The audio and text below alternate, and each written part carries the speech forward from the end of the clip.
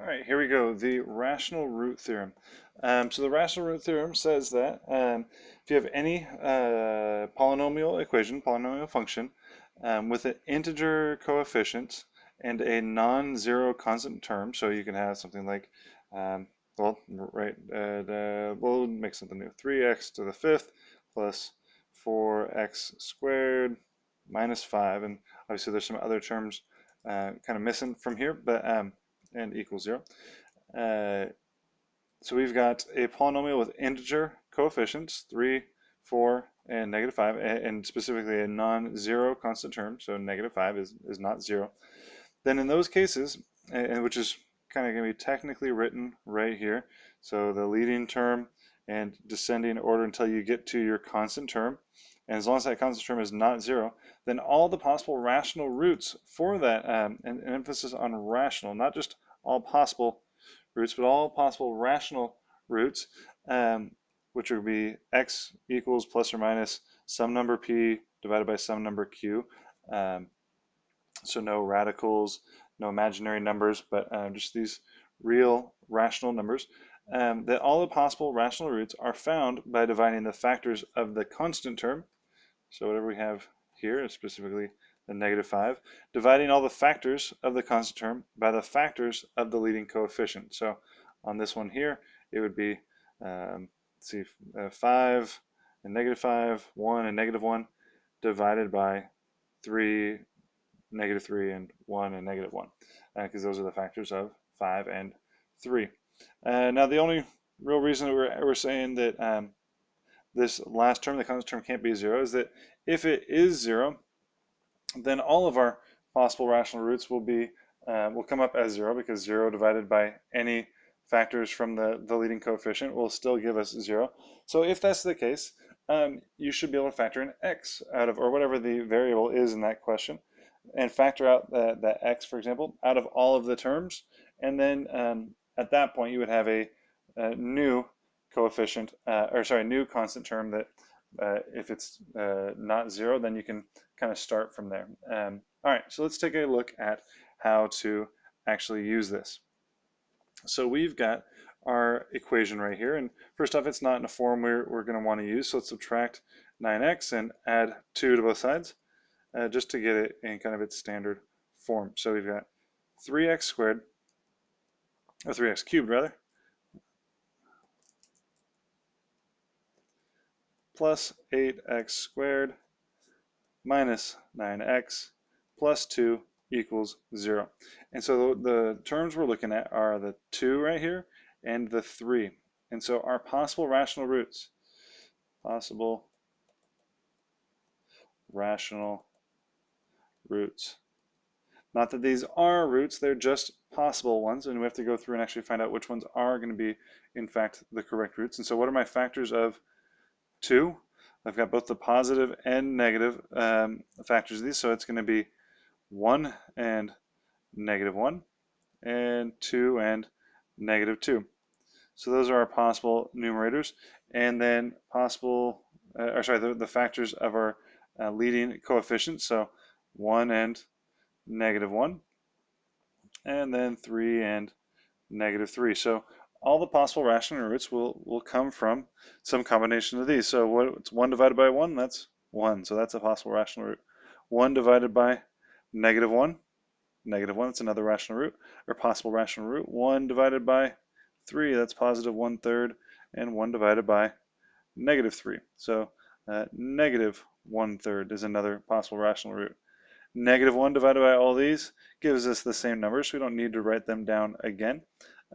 2 divided by 1 gives us positive 2, and 2 divided by negative 1 is negative 2. 2 divided by 3, 2/3, and then last one, 2 divided by negative 3, negative 2/3. So we've got 1, 2, 3, 4, 5, 6, 7, 8 possible rational roots. And now how are we going to use those? So now that we've got this term right here, let's start dividing out different terms, and we'll go ahead and use synthetic division just because it tends to be the quickest way to go about these. And if we can get a factor, or sorry, a remainder of 0, then we've found it. So what were our 3, 8, negative 9, and 2? So 3, 8, negative 9, and 2. And I would recommend starting with kind of our nicer numbers. So like 1.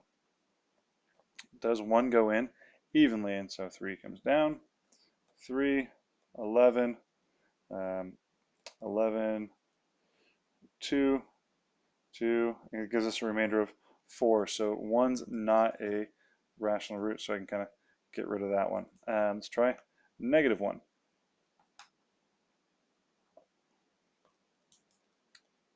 Negative 1. So 1 times, or should I bring the 3 down? Gives us negative 3, and then 5, negative 5, negative 14, and positive 14, 16. Again, not a, we have a remainder of 16, so that's not a, it's not a root for this. And so we're still dividing out, still looking for fractions. We're kind of going through this process, and it is something that you'll have to spend a little bit of time with, kind of guessing and check going on your way through. And so let's try 1/3. And even though it's a fraction, you still can do that. So let's see, 1/3. We've got 3. 3 times 1/3 is 1. That gives us 9. Times 1/3 is 3. Add those up and we get 6 and negative 6. And 1/3 times negative 6 is negative 2. And hey, that one's going to work. So we got a remainder of 0. Now what? Continuing on, and we'll take a look at this in just a second, but 1/3 could again be another root. It might be a double root, negative 1/3, and all the rest of these are still possibilities. You can, yeah, let's go ahead and find out what we've got though. So breaking down, and we just factored out 1/3. So our factor is x minus 1/3, and that left us with, what were our coefficients? 3, 9, negative 6. So 3x squared minus 9x, or it is positive 9 with it, plus 9 minus 6. Plus 9x minus 6. And that equals 0. And again, we know our first root, it's 1/3. We found that. It's a rational number. And we could continue on guessing and trying to see if we have any rational roots. But once you get to a quadratic, I would save yourself the hassle, and let's just go ahead and use the quadratic formula on this one. So copy it, and then let's paste it over here.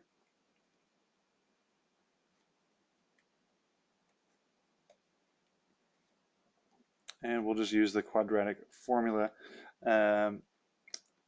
Our A is 3, B is 9, and C is negative 6. So x is going to be equal to negative b over 2a, so negative 9 over 2 times 3, which is 6, plus or minus the square root of, well, b squared is 9 squared, so that's 81, minus 4ac, so minus 4 times a, which is 3, times c, which is negative 6. So 4 times 3, that's 12, and 12 times negative 6, first of all, that's going to turn this to a positive. So negative 72 plus 72. All right, continuing on, that's going to be inside of our radical, and 81 plus 72, that's 153. All right, so 153 over 6. And this 153, let me just double check, I think that's factorable.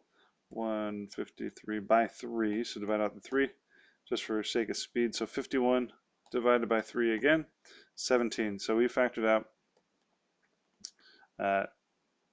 153 was equal to 3 squared times 17.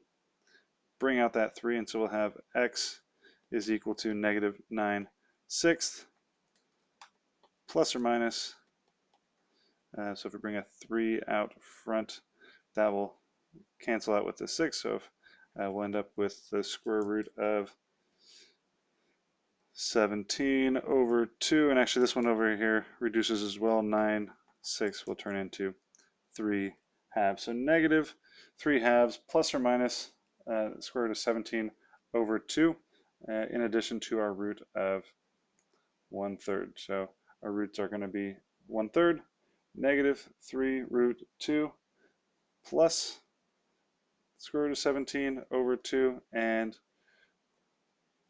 negative 3 halves minus the square root of 17 over 2.